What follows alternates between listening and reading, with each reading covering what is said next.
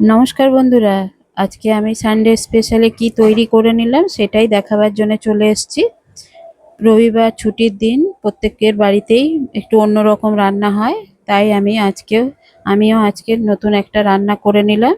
চলুন তাহলে দেখি। প্রথমে কড়াতে তেল আর ঘি একসাথে গরম করে ওতে আমি কুচনো পেঁয়াজ দিয়ে নিলাম।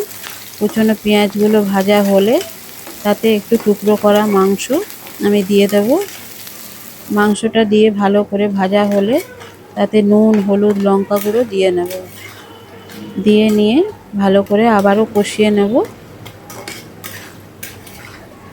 ভালো করে মাংসটা ভাজা হলে তারপরে আমি একটু ভাজা মশলা আগে থেকে করে রেখেছিলাম, জিরে, ধনে আর লঙ্কা গুঁড়ো, সেটা একটু দিয়ে দেব, বেশি না, অল্প করে দেব। দিয়ে আমি আগে থেকে পেস্ট করা টমেটো আর রসুন আমি দিয়ে দেব। টমেটোটা এতে একটু বেশি পরিমাণে লাগবে, ধরুন 500 চাল নিলে তাতে 250 মতন টমেটো দিয়ে দিতে হবে। যেহেতু এটা টমেটোর রাইস তৈরি করছি, সেই জন্য আমি একটু টমেটোটা বেশি দিয়ে দেব। আর মাংসটা এই জন্যই দিলাম কারণ আমি শুধু টমেটোর রাইসটা আমার বাড়িতে কেউ খাবে না, সেই জন্য আমি একটু মাংস দিয়ে দিলাম যাতে একটু স্বাদটা অন্যরকম হয়। আমি একটু আমার মতন করে করলাম। এবার আমি একটু গোলমরিচ গুঁড়ো দিয়ে দিলাম।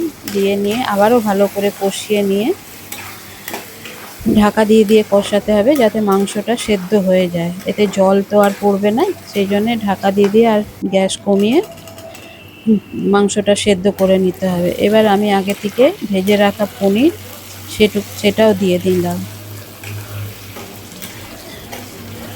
এবার আমি ভালো করে সব কষানো হলে আর মাংস সেদ্ধ হয়ে আসলে আগে থেকে আমি ভাত তৈরি করে রেখেছিলাম, দেরাদুন রাইসের ভাত আমি করে রেখেছিলাম, সেটাও আমি দিয়ে দেব। আর কয়েকটা কাঁচা লঙ্কাও দিয়ে দেব। আর হালকা আঁচে, এই হালকা হাতে আমি ভাতটা নাড়বো যাতে ভাতগুলো ভেঙে না যায়। এবার ভালো করে নাড়ানো হলে আর ভালো করে সব মাংস, পনির মিশে গেলে, মশলাটা মিশে গেলে তারপরে আমি একটু ঘি আর ধনেপাতা দিয়ে দেব। তৈরি আমাদের টমেটোর রাইস। বন্ধুরা, আজকের এই রেসিপিটা আপনাদের কেমন লাগলো একটা কমেন্ট করে জানাবেন। একটা লাইক, শেয়ার, ফলো করে পাশে থাকার অনুরোধ রইল।